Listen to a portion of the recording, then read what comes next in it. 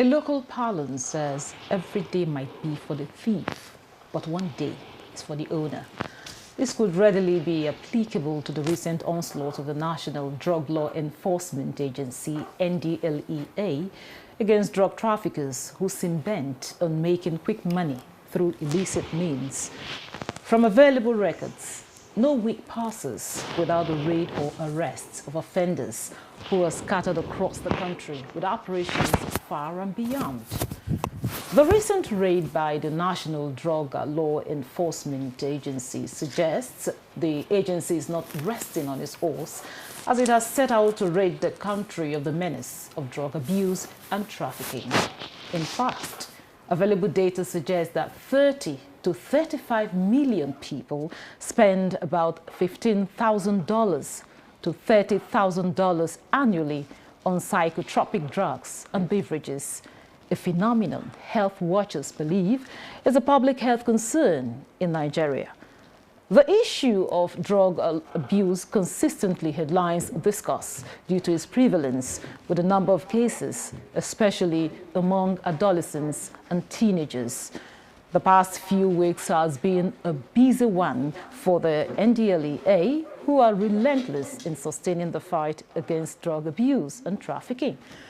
Although analysts and observers say it appears the renewed efforts and collaboration with relevant agencies in other countries in fighting drug abuse and trafficking could be the magic wand. They are, however, quick to draw attention to the level of crime, violence, and insecurity this causes. But tough as their operations have been in stemming the tide, more culprits are still falling into their hands with little or no regard for the long arm of the law. Why is this so?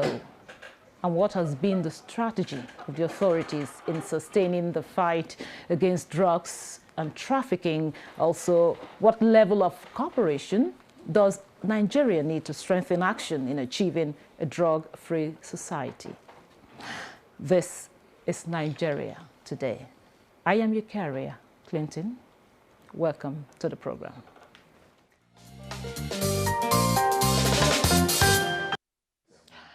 Joining me to discuss sustaining the fight against drug abuse and trafficking is Femi Babafemi, Director of Media and Advocacy, National Drug Law Enforcement Agency.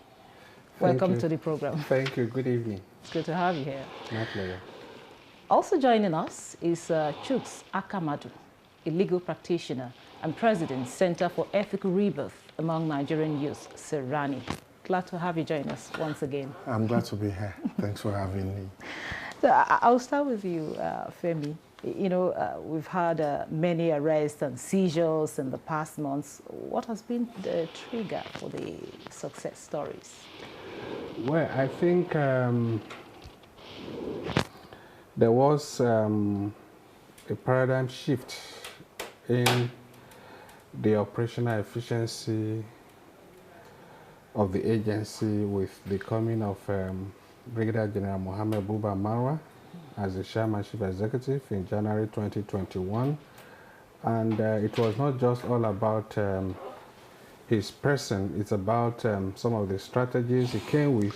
First, by motivating the officers and men he would be working with, doing a lot of things like giving them promotion, regularizing their ranks. That is also a very great one. Quite a number of people had been stagnated for years on the same rank, and he was able, and quite a number of their allowances, especially for those for families of officers who died in active service, who were owed some benefits or allowances. You know, those things were things that could demoralize anybody, because when you see what happened to your departed colleague, you wouldn't want to take a risk. And so a lot of those things were done, and so there seemed to be like, oh, new people were brought into the agency to start doing the work when results started coming in. And again, there is one thing about the operational maxim of the agency, which he brought in January 2021, which is offensive action. You go all out after the cartels, the barons. The agency shifted focus to really putting the heat on those that had over the years appeared untouchable or invisible. That is the barons. You understand? And so the moment we started going after them, taking them out of circulation, you have quite a lot of syndicates, cartels crumbling. And that was exactly what I just watched on your on the station, what you just read in the news now about you have 3 major syndicates in Lagos operating, transnational ones for that matter, and within a spate of days, they were all taken down by a special unit of the agency. So these were things, the results that were coming out of this kind of pragmatic leadership, and a kind of leadership that is directly involved, not just providing leadership from the comfort of your home, but then directly involved in day-to-day activities of the agency. Thank you very much, Chuks. I know we've had quite a lot of achievements by the NDLEA. However, one would ask, what are the root causes of the drug abuse in Nigeria, as well as the trafficking? Well, before I go into that, I would want to make an observation. In your introductory remark, you did say that a report of what NDLEA does is like a weekly thing, that every week. Well, I think differently. I think differently because from my records, in the recent times, especially since the assumption of office of the current chairman, chief executive of NDLEA, we've been having raids, arrests, prosecutions, and convictions on daily basis. It's no longer on weekly basis, which is quite alarming. It's not something that, yes, it's something that one would say requires us to give NDLEA a pat on the back, but looking at it from the other angle, you'll find that it's quite alarming that we are in a society that is under siege by the twin evil of drug abuse and illicit trafficking. Coming straight to your question, you see, I'm glad that we're where we are at the moment, because before the coming of the current leadership of the NDLEA, it looked as though things were okay. But suddenly, with the coming of Brigadier General Buba Marwa, we've suddenly realized that, come on, we have a worsening emergency on our hands. This thing has eaten deep into the very fabric of our national life, and it has become a potent threat that is capable of consuming all of us. So at least there is that consciousness that, that if we don't kill this thing will kill us. And quite a number of factors can be attributed to the root cause of drug abuse. Number one, let us not isolate Nigeria and make it look as though it's the worst of all. I know it's a global phenomenon. God yes. Bless you. So we must have that clearly stated, that it's not restricted to Nigeria. Globally, there's a downturn in humanities, morals, values, and all of that. Ours is actually a decadent society. But again, how each distinctive society decides to handle that decline in morals, in values, and all of that is what separates one society from another. And that's why we are glad that at the moment, the NDLEA is now alive to its responsibilities, realizing that all of those excuses that are given as reasons why people engage in drug abuse should not be accommodated. When people say they are bored, And for that reason, they take to drug abuse. Young people say they are depressed. For that reason, they take to drug abuse. We have housewives who say that they are lonely. For that reason, they take to drug abuse. All of those are excuses and all of that. We appreciate that. And of course, there are people who actually look at the economic climate of the country and they say, oh, this economy is really dealing with us very harshly. These are reasons, quote and unquote, but I call them excuses. But the truth of the matter is that what you're resorting to hurts you. It hurts your family.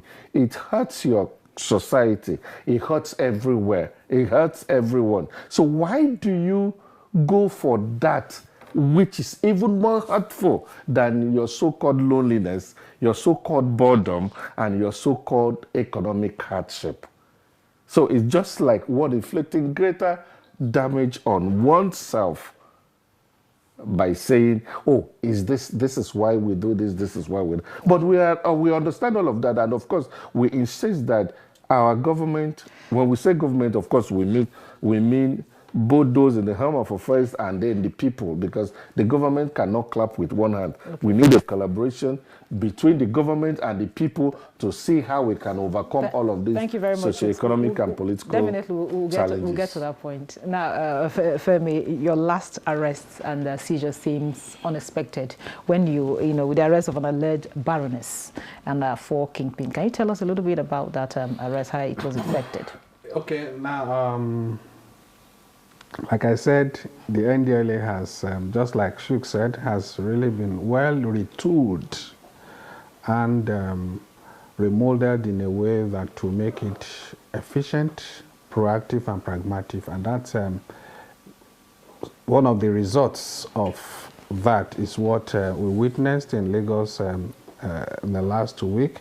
And that's not just, that is just one of such. Like Shuk said, unfortunately, I didn't get your early remarks to actually know, to actually provide, to shed light on the fact that indeed we have hundreds and thousands of operations going on every day, but we just wait probably towards the end of the week or as the need arises to pick just a few and send out and share with the public just to educate and inform the public. Work according to information. Okay, yeah. The information available to us. Yeah, I appreciate that. I understand that. Now, coming to the operations in Lagos last week, basically we have a special unit. We don't normally disclose the identity or the full names of that unit, but then their responsibility is to handle these special cases,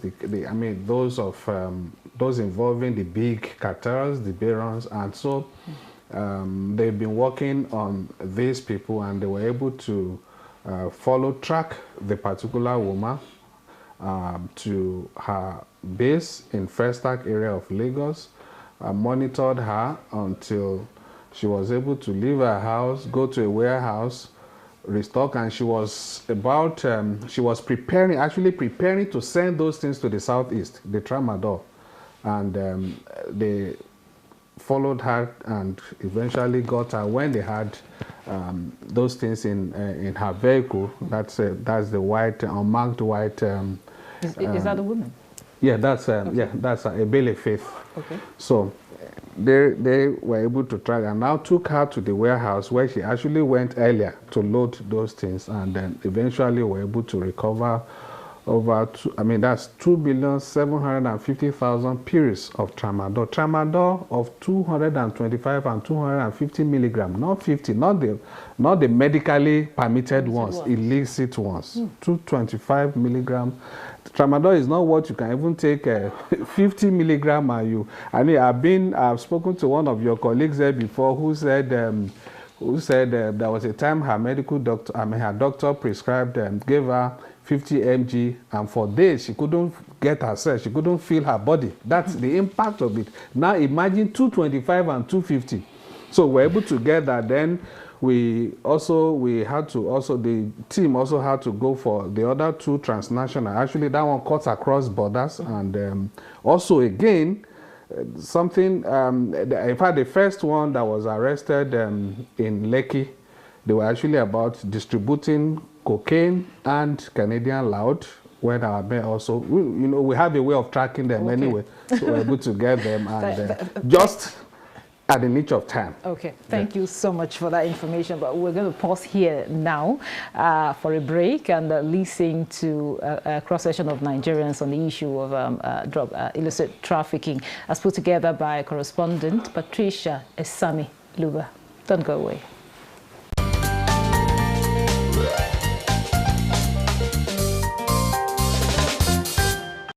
Parenthood is one major challenge we had at the moment. You could check there, most parents here, they leave the upbringing of their children to nannies, to teachers, trying to look for greener pasture. The husband, they don't even know who they gave birth to. You understand? Then the other factor there I can really say is that we need to rejig our system of education. I think we are practicing some stuff that they are not really, we are practicing what for 60 years back, these countries that we got some of this stuff from, they no longer use them. One is from the angle of the leadership, and one is from the angle of society. On the side of the society, I am sorry to say a lot of people are not doing well. And if you want to deal with issue of drug abuse, you must ensure that you know the kind of friends your children keep. A little beyond that, there's issue of poverty and there's issue of unemployment. The drug barons are very smart, even though we try as much as possible to be smarter than them. They look at the vulnerable, they look at the advantage they can get. If you look at the series of arrests over time, it's either these people are paid this or they are paid that for them to be able to traffic on drug, and this is quite challenging. And it's something that's supposed to be eradicated by self-discipline and government intervention. Illiteracy, lack of education is involved, lack of job is involved. When somebody is frustrated, he would like to go on drugs so that, I don't really know, you understand, but it's something that needs to be eradicated.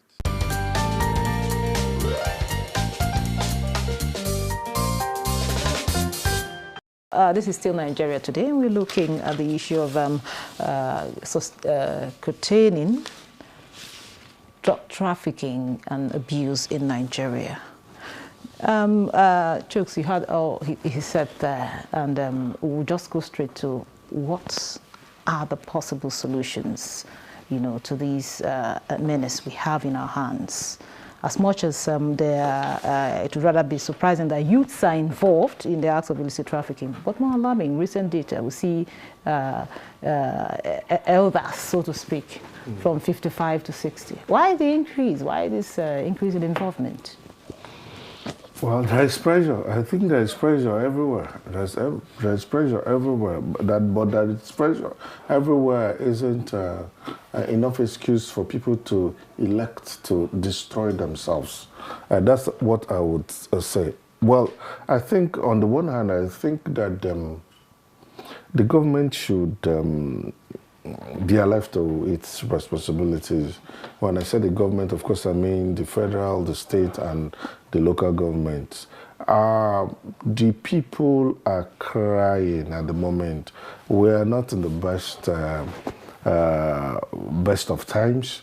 Economically, so many people are struggling to survive, breathe actually, and all of that. So the authorities would have to do something about the current economic conditions. Okay, let me ask you this. What should the government or the authority do differently? Okay, in the area of employment, especially as pertains to the youth population of this country, I mean, the federal government should declare a state of emergency in the area of unemployment in this country.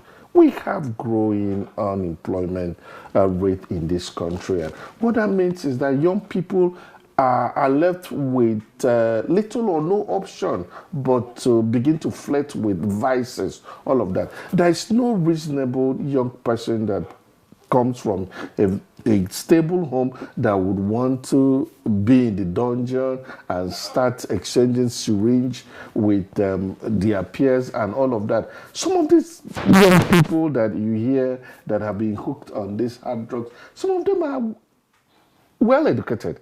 Some of them have their postgraduate, some of them are master's degree holders, some of them are actually PhD holders. But because there is no employment, when they feel depressed, given their age and all of that, they are unable to manage that particular phase of their lives.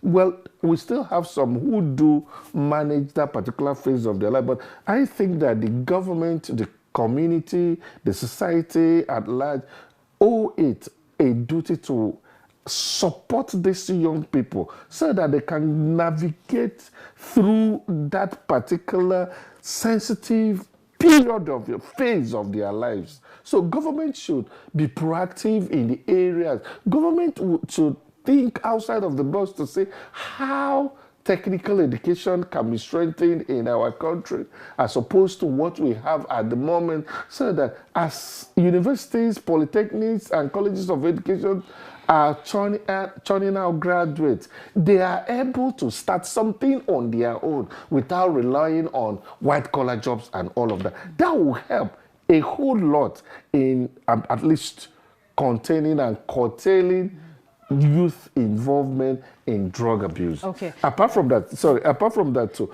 I also think that the community should, on their own, take it as a responsibility to educate their own. Okay. With a view to complementing the commendable effort of NDLEA in that regard. Because what the young people or the women or the older people do as regards indulging in drug abuse and illicit trafficking worsens their situation. It does not in any way help at all. Thank you so much. Femi, I know as much as I know NDLEA has been doing a lot, in terms of, curbing the menace in our country. However, we still have increase in these drug abuse and illicit trafficking of drugs. Now, I know you've had some collaborations with the US, and of course you signed a memorandum with the customs and all of that. Are there more collaborations that you think you need to do more in trying to curb the menace? Well, thank you. You already know we do not just collaborate with local stakeholders, that's whether at the national or sub-national levels, but then internationally we have to strengthen our partnerships with our counterparts out there, whether in the UK, in the US, in India, in South Africa, everywhere all over the world, because it is a global scourge. So not one nation can do it all alone. You need to work hand in hand with others. Now, having said that, I would say that if there is any partnership or collaboration we need more than any other, apart from our other law enforcement agencies or MDAs, that is ministry departments and agencies of government that we work with, whether you talk of NAFDAC, Federal Ministry of Health, Federal Ministry of Education, Women Affairs, and all of these government institutions, we need the people. And that was the whole essence of the agency initiating or setting up or launching War Against Drug Abuse, WADA Advocacy Initiative on June 26, 2021, which was primarily set up to mobilize everybody, every citizens to buy in and take ownership of the war against. I'm happy that my colleague we have in the studio, Shuks, has been a part of that process. He has a Sirani, a platform which he also uses to educate and mobilize the young people to discourage them from going into substance abuse. So we need the partnership with the people, and that's why, because this whole thing has to be about, it has to be a collective effort. It's not just about one government agency, or it's not about President Tinubu, it's not about NDLEA or General Mara, it's about all of us. Okay, quickly before you go, tell us what should be the role of the community leaders, the people. Awesome. At the community level. Now, that's why our commands all across the country have been going to those communities to meet with these community leaders, to engage with them, to educate them, and also get them to pass down the information, the same knowledge, the same facts, share with them to to other people in those communities. The whole essence of that is, one, because when you look at those abusing illicit substances, they live in the same community. When you look at those trafficking, they live in communities. So indeed, communities have roles, especially the community leaders. And the people know them. Of course, people they know them. That's why we say, look, I used to, at the NDLA, we cite this instance that some months ago where there was an outbreak of Mpirimiri methamphetamine in the southeast. You see the way the people, the community leaders, rose up and resisted. No, they told this, they worked hand in hand with NDLA at that point and told these people, look, you cannot do this in these communities. That is actually the people taking the battle in their hands and resisting these people. Thank you very much, Femi, there. That's where we'll draw the curtain for today. But before we do that, we must appreciate our guests. Thanks for their insights. Femi Babafemi, Director of Media and Advocacy, National Drug Law Enforcement Agency. Thank you so much for your time. Thank you. I appreciate having me. And also Chuks Akamadu, a legal practitioner, and also the President, Center for Ethical Rebirth among Nigerian Youth, Serani. Thank you for coming and sharing your thoughts with us. My pleasure. And also to our viewer, thank you so much for always being a part of it. Don't forget, the program Nigeria Today airs weekday at 7:30 p.m. on NTA News 24. You can watch this and other episodes on www.youtube.com/NTA News 24. Once again, thank you for being there. I am your carrier, Clinton.